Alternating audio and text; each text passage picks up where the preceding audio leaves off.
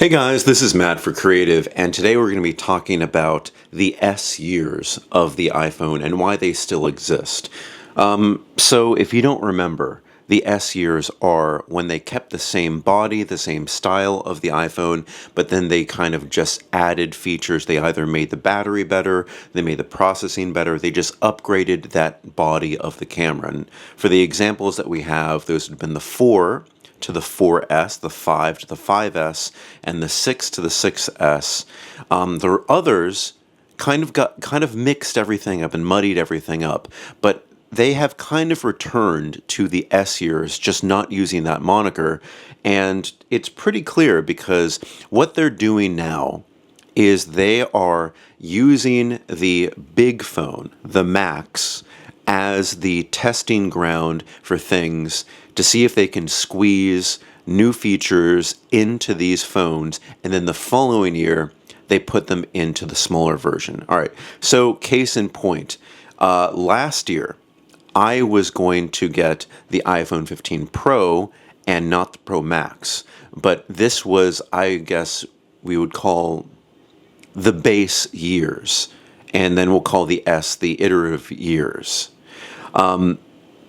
Because they put 5 times zoom in this camera, on only the big camera. It was not brought to the secondary, well, I guess the original small camera.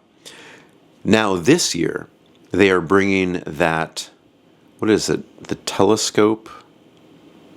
Whatever makes this work as the 5 times zoom, they're bringing this down to the small version. And this kind of works with the way that I like to go back and forth. One year I like to have the big phone, next year I like to have the little one. It kind of got tripped up with this phone here because for me before, it was the iPhone 13 Pro. That's the one that we have here that had 3 times zoom, and that worked out. And then the following year I got the 14 Pro. And I was like, okay, this is the good upgrade. This is working with me. And it's just the 15 Pro that kind of messed everything up. So I guess we could think of the 12. Oh, yeah, it kind of does work out like this, doesn't it? Does it? So the 12 Pro, which is a phone that I really did not go into. Same similar type of body. I know the camera apparatus in the back was different, but the 12 going into 13, same kind of shape, everything, and the 13 was kind of the S year. And then the 14 should have been the base year, and the 15, wait, no, that doesn't make sense. See, it doesn't really line up exactly because I don't think having, let's say, the 4 and 4S, and consistently 5, 5S, 6, 6S, because that's too standard, because if you're somebody who wants the newest one, you're always going to go for the first year.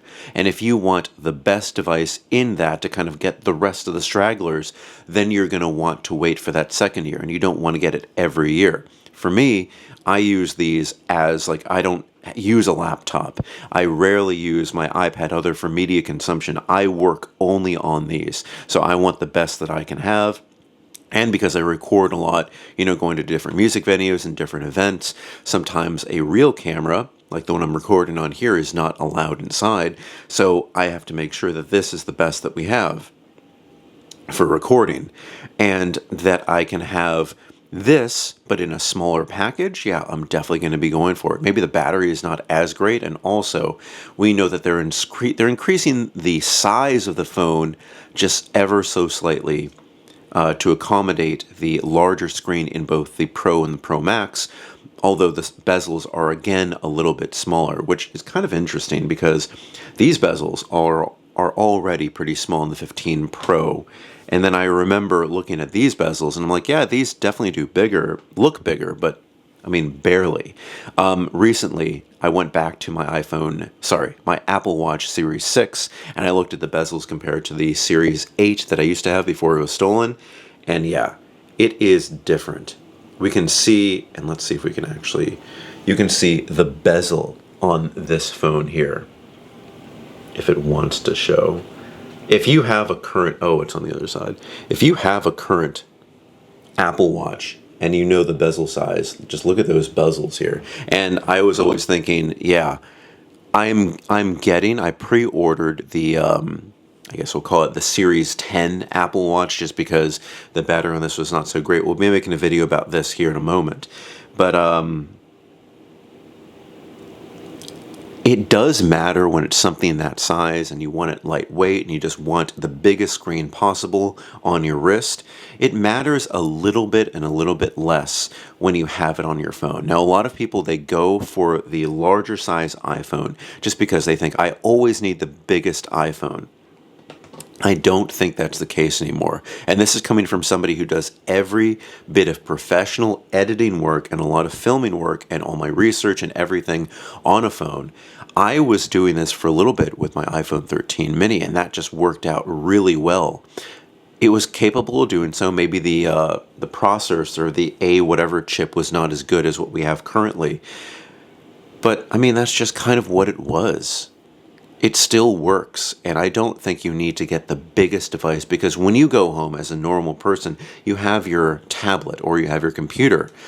I really think it's the best to be functional and really like slim down as possible, which I know why Apple's kind of moving maybe in this direction, because they are going for there's a rumored an iPhone 17 Slim, which I would really like to go for. And maybe people would be more interested in a slimmer phone rather than a smaller screen size phone. But I really do wish that that small kind of iPhone 13 mini body would come to an SE, because I really do miss that.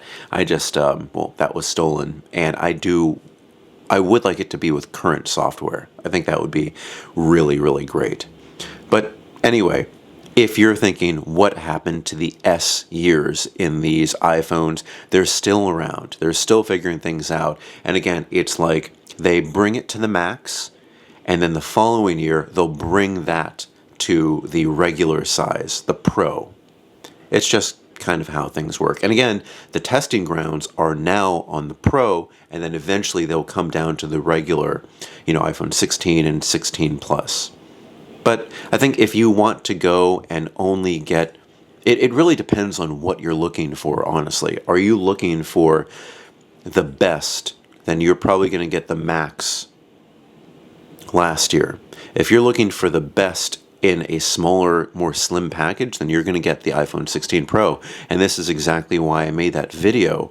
Get the iPhone 16 Pro, and it didn't say get the iPhone 16 Pro Max, because I don't think it makes much sense, other than a longer battery life, to get the iPhone 16 Max. Anyway, guys, if you have any comments or questions, put it in the comments section below. Don't forget, I'm on Instagram and Threads at M8B9. You can email me at creativenyc2024@gmail.com. Thank you so much for watching, guys, and I will see you next time.